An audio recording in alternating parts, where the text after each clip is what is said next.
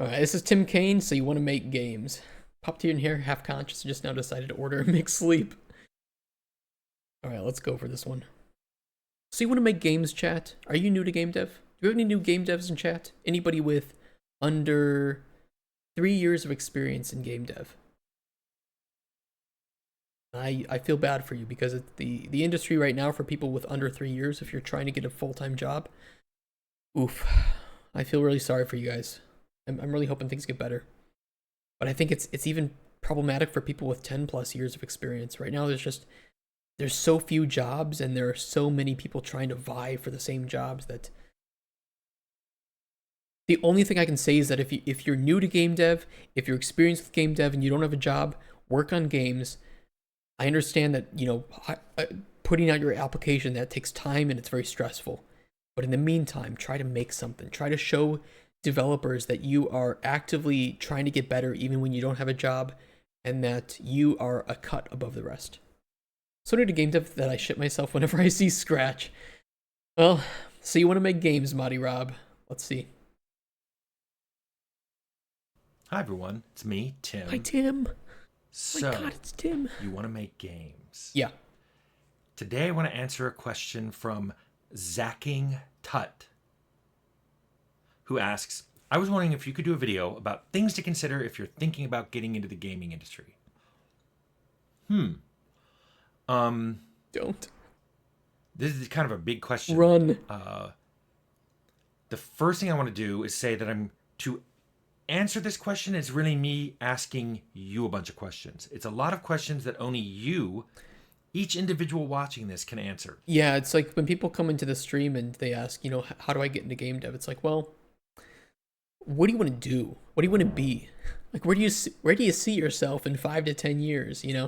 Are you working in AAA? Are you working in AA? Are you working in indie? Are you doing this as a hobby? Are you trying to make a lot of money? Are you okay with fucking players over who have addictions? Are you very much against that? Where can I help to push you in a certain direction or give you information that would help you to stand a bit above everybody else? Start by reading your dad's massive Linux book, right? Dude, my dad used to buy these thick books on like C++, and it's like, dude, why? Why do you do this to yourself? This seems like the worst thing in the world. But nope, he'd sit down on the couch with his laptop, open that fucking book up, and just start writing in Visual Studio. If my dad had been born a bit later, he would have been a engine programmer. 100% engine programmer, low level, make triangle move, buy massive ass books at Barnes and Noble. Barely touched game dev for a month, been cooking in a 30-degree room, and now I'm going back and forth to IKEA every day. Boy, before go, you need a lot of answers. It's true. That's true. That's a good point. I'm going to break it down into two categories. First, I think you need to ask yourself if you even want to go into the game industry. It sounds so bad, but it's accurate. It's like, do you really want this? Because you're in your first year of trying to get into game dev, you're going to be faced with about a million things that tell you, hey, you suck. You're not going to be as good as everyone else. You're not going to make any money for like the first year or so of trying to get into game dev. Do you really, really want this? Because just know, the industry sucks right now, especially for juniors. It's really fucking competitive. You have about a million people trying to get into the industry just like you, and most of them have more experience and ability than you do right now. And I say that not to dissuade people necessarily, but just like know what you're getting into, because I hate seeing juniors try their hardest and fail and feel terrible about game dev going forward. Like, look, you can just get another job. Go work someplace part-time or full-time and do game dev in your hobby on the weekends, okay? I know it sucks, but just don't risk everything. As somebody who's risked everything and has somehow come out kind of okay, it sucks. It's really, really bad. Stay home, no industry allowed. Man, I don't know. I don't know how I can recommend game dev at the moment. It's just really, really unfortunate. A bunch of things on that. Then you want to ask yourself, okay, if I do want to go in the game industry, what part of the gaming industry do I want to be in? Yes. It's a big industry. I've told you it's bigger than Hollywood. It's bigger than the movie Yep. industry. It's it's one of the biggest industries on the planet.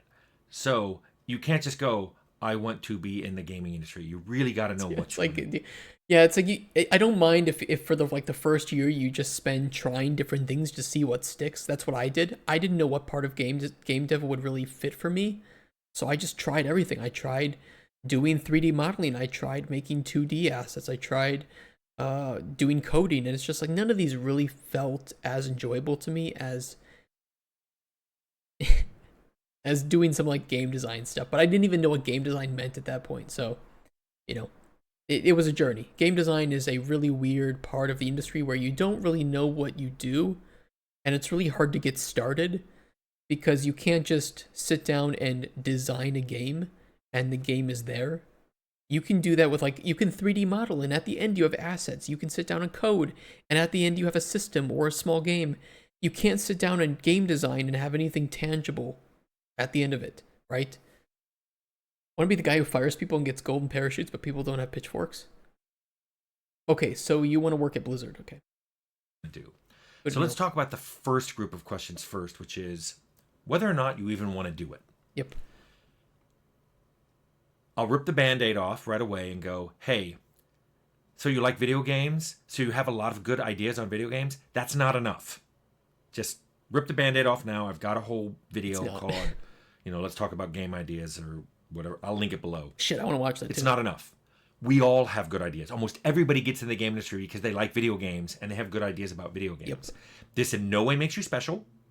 This in no way will Not a get you designer. noticed. It will in no way differentiate you from any of the other millions of people who want to go in the game industry. So I had to rip that band-aid off right away because I still have people go, I had this great idea. I wonder if you could look at it. No. No. Also, no one wants to see your ideas. Not because they may not be interested in them, because I can't contract at other game companies and look at game ideas that you have, whether it's a demo, whether it's a tabletop set of rules, whether it's something you did as a class project. I can't look at it because if what you show me looks similar to what we're doing in this game, I don't want to risk a client getting sued because you can prove you showed me a feature and 2 years later it came out in a game I was working on. So it's more than no one cares that you have any ideas. It's no one wants to even risk seeing them. So there, that band-aid has been ripped right off. Second question is, It what's yes, it's actually one of the reasons that I don't closely look at games that are too close to Golden Chronicles. I will look a bit about them, but I want to make sure that I'm not even subconsciously taking an idea because inspiration can come from anywhere. I don't want to risk it in my own mind. I want to make sure that if I have a similar idea that was done in another game that is purely coincidence, two people can strike gold. It happens all the time. You're not special. Your ideas aren't that special. You hit the same, awesome idea, okay? Keep it that way. what skills do you have that are wanted by the game industry? Can you code? Can you write well? Organize. Can you do good Yeah. art? Are you disciplined in estimation and Good at scheduling? communicating. Do you stay on top of things? Are you really organized? Do you speak another language? These are all things that can get you roles in the game industry. If you don't have any of those, are you willing to learn one or more of them? Because you're going to need to. And then the question is, are you going to teach yourself in a way that you can demonstrate when you interview, like a demo, or hey, I'm fluent in this other language, let's talk in it for 5 minutes. Or are you going to go to school? And I have a whole video on school versus self-taught. That's a whole thing. And it's really more dependent on you. Should watch that too. I don't think school or self-taught is necessarily there's a best decision Pros there. and cons. It's really highly dependent on you. So I'd watch that video. One thing you also want to ask yourself, and this is in a very personal question, is are you okay with your hobby turning into your job? Or That's a big one. That's a big one. There are a lot of people that they do game dev as a hobby. They don't want to do it as a job. They'd rather just make money and go home and be their own um, boss at home, right? In their free time. I'm not that way. I can understand it, but just know that if you go into game dev and you're passionate about it, there's going to be a lot of cases, especially starting out, that you're going to have to do things that you don't like to do. And you're either going to have to be okay with that and progress a bit smoother, or you're not going to be okay with that and you're going to face pushback. You're going to have a tough time, like me. So just know that if you are really passionate and you have values that you stick by, it's going to get harder and harder, but I believe it's more meaningful that way. That if the moment you sell your soul and you sell your values out to someone else, that, again, just my personal opinion, it starts to lose its meaning. Career or calling. Because you might not be. I know people who love certain things so much they can't do it as their job because it would ruin it. Once they have to do that thing to make Yeah. a living, it ruins it as their, private loved hobby. And guess what? Maybe just being a game development hobbyist is perfect for you. Yep. You have ideas. You grab an engine, one of the many free engines that's appropriate to make that idea, whether it's a side scroller or a puzzle game or a 3D game, and you make it. And you get it off your chest, and you're like, "Phew! I will never have to think about that again. I'm glad I did that. That was fun. Now I'm going to go on and do other things like watch birds or collect butterflies. Whatever your hobby is, it's okay to just keep game making as a hobby. Yep, it is. And it's entirely up to you. It's a lot safer too. And then the last one you will have to ask yourself a series of personal questions that, again, only you can answer, and you have to be honest. If you answer any of these dishonestly to yourself, you're already going to make yourself angry in a few years. And these are the kind of questions you need to ask. Okay. What kind of person are you? Do you like working by yourself or in a team? That one. Like, what kind of person are you, I guess, is a bit too vague, but for sure, if you cannot work well in a team, you probably should not get into professional game dev. At least not in a team, right? But most of the jobs you'll get in game dev will be with teams, right? You need to be a good team player. If you're not a good team player, you are not fit for game dev. You will be shunted, at best, shunted around from studio to studio, not lasting long, not being liked. That's where you're going to end up. Everything depends if you traumatize yourself at work, though, and not everyone puts themselves through that. That's true. That's true. Are you communicative or quiet? That's Do you have a strong... That's a big one for designers. I have worked, I know individuals who are a little bit quiet, a little bit passive with game design, and it just isn't going to work out well long term. You can train that. You can train that. It's not easy. It will take many years. But you can train yourself out of some of that social anxiety, right? Being introverted is one thing. You can be introverted and still be very, very good at socializing. I'm very introverted. I'm decent at socializing. I'm not very good at being diplomatic, but I'm good at socializing. But it took a long time for me to train myself out of that social anxiety and that fear and being unable to speak up and speak my mind. For the first many years in game dev, I was very, very different. I was very timid. And I was in awe of people around me that were actual game devs. And I just didn't feel like I could ever compare myself to them or even try to be as good as them. Good at being diplomatic, but I'm not as social as you. Hey, that's why we'll work well together, Kotzber. We can like tag team each other. Like, all right, okay, so you're making me angry. I'm gonna tag team my friend Kotzber into here, and he's gonna talk to you for the next minute. And when things cool down, then we can talk. Do you have a strong point of view? Or are you just kind of person who go with the flow? It's important. These are the kind of questions you should ask yourself, because it will tell you, if you still are positive you want in the game industry, it will tell you what part of the industry you may be most appropriate for. Yep. So let's transition to that other half. So I've told you, everything I just talked about is, should you even consider getting into the game industry? If you think the answer to that is yes, now the next big question you need to ask yourself is, what part? It is a huge industry. And before we even talk about being in the industry, there's a lot of game development adjacent jobs you could do. You could go into journalism and write about the industry. You could be... Please don't do that. Don't make me hate you, chat. Don't become a game journalist. Or if you do, please be a good game journalist, okay? Become a reviewer. and play games and give feedback. That's really good stuff. One of my favorite channels, Mortismal Gaming, that's what he does. Good And one. he's really good at it. Can you do that? Maybe you can. Maybe that's what you'd rather do. You could also become an industry pundit. That's my job. Don't you do that. It's taken. No. No, Tim, come on. There's enough. This town's big enough for the both of us, Tim. All right. Look, I do game dev, but sometimes it's pundit day. Okay, today it's half game dev, half pundit day. I need to spout my opinions and get people to think like me so that I feel more validated. Okay, Tim, this is what I do. I'm sure that a lot of you could do a lot better talking about the industry I can't. without being in it. All my stories are, through my lens of I've been in it for so long and it's the only thing I've ever done. Maybe you want to be a pundit and talk about the game industry without being in it. I don't know what that road would look like, but it may be your road. Now let's decide you want to be in the industry. Big question you have to ask yourself. Do you want to be indie or go the publishing route?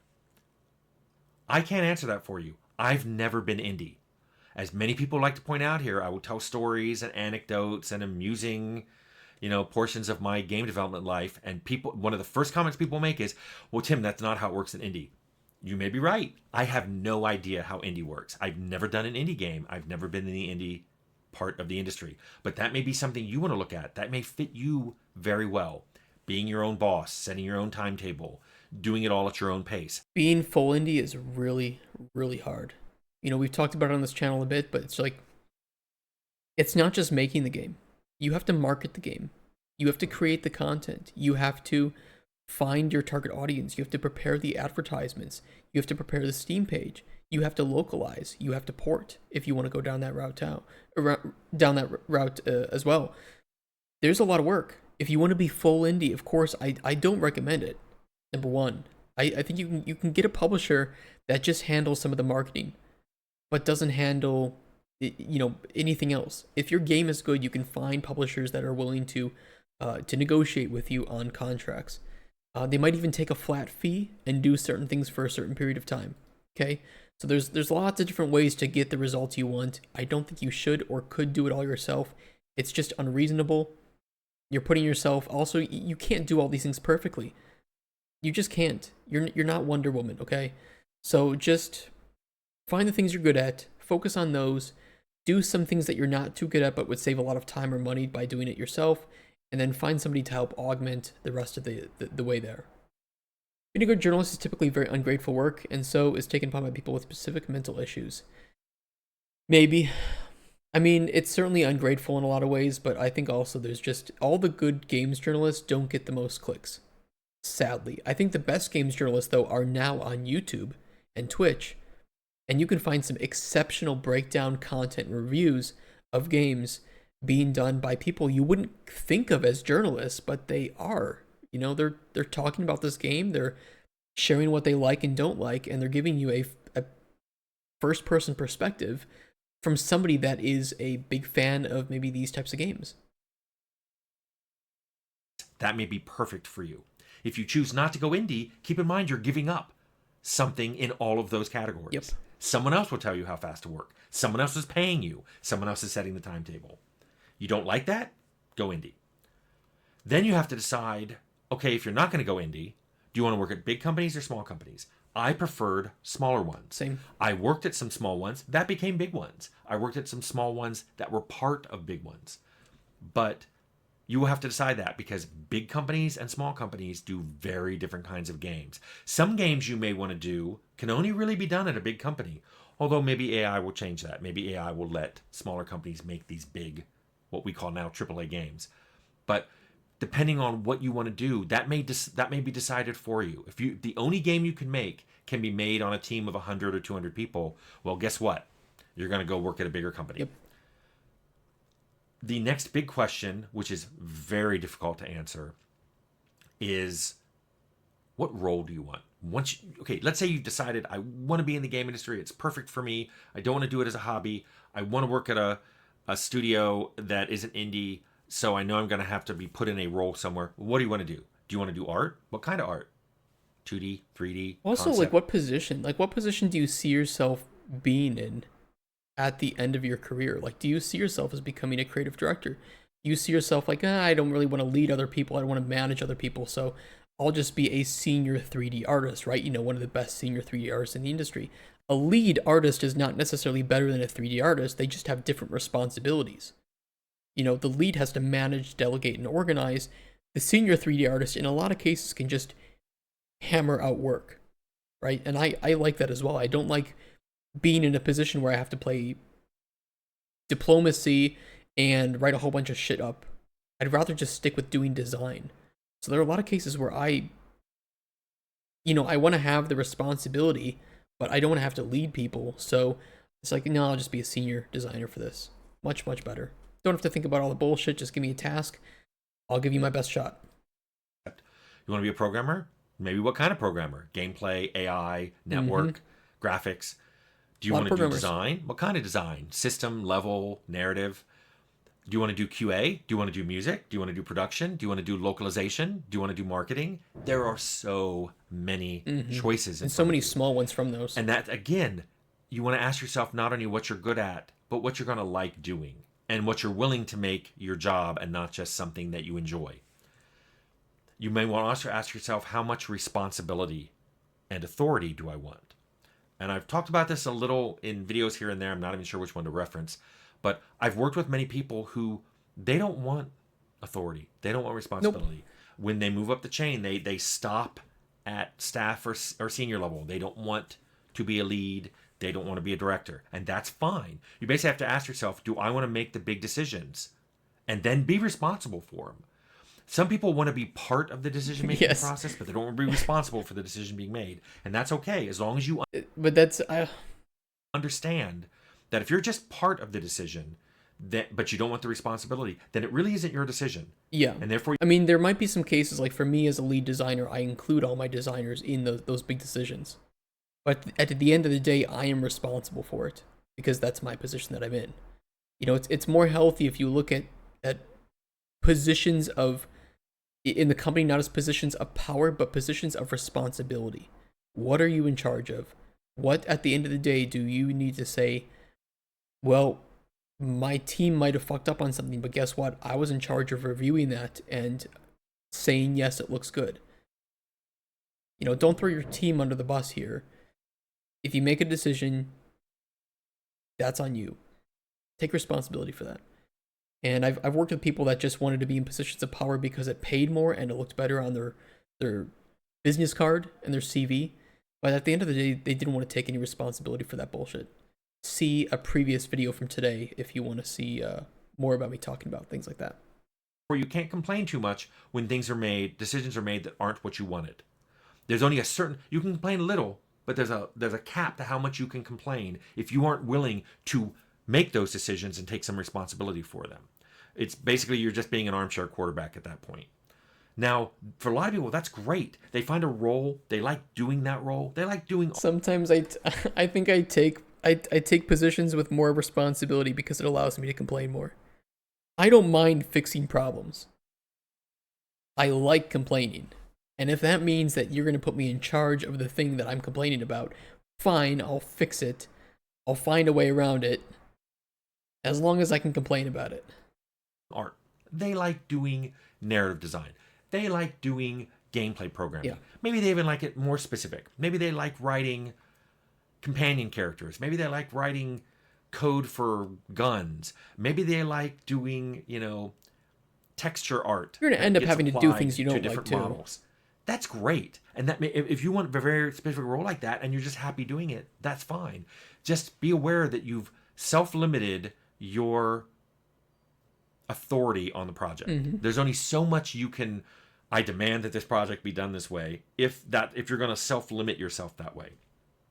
And then the final question you have to ask yourself. Before he gets into that one, there are some ways around that. So we have open feature ownership at Microraptor Games, where if you are like an artist, but you also just write LARPs in your free time. And I'm kind of saying this based on somebody that I know who does this. He likes characters. He likes writing these systems and these stories. But that's not his specific job within the industry. What we would do is say, well, then if you want, you can be the feature owner of this, right? You can claim ownership of this. You can work on this with other people who know how to get it done, but you are kind of the leader in this case of this feature. And that allows people to kind of jump into things that can challenge them that they don't know much about and work with other members of the team where they can learn, about what that person has to work with. Or, it just basically is a way to mix and match developers feature to feature based around the passion and interest that each individual developer has for that topic, right? And then we pull in people to help get it made. So there are some ways around the thing that he's saying, but you won't see that usually in bigger companies. They need you to be specialized into this tiny thing. The bigger the company, the tinier that specialization. Where you'll often have for like a game, I don't even know a good example, but let's just say like Red Dead Redemption 2, right? You have very specific roles. I was in charge of making the horse's balls shrink when it was winter and when it was cold out. If you've decided to go in the industry, is okay. You maybe you know what role you want. You know what kind of company you want to work at. Well, how much do you care about things like the game's genre, the game setting, the age group the games are made for? Because this will narrow down what company you can work at, what role you can do in that company, and maybe even what project. Yep. Because I've seen all these happen. I've worked at companies like Troika. I owned Troika, or Obsidian, that primarily do role playing games. Yes, there are other things you can do there, but if you work there, you're probably going to end up working on a role playing game.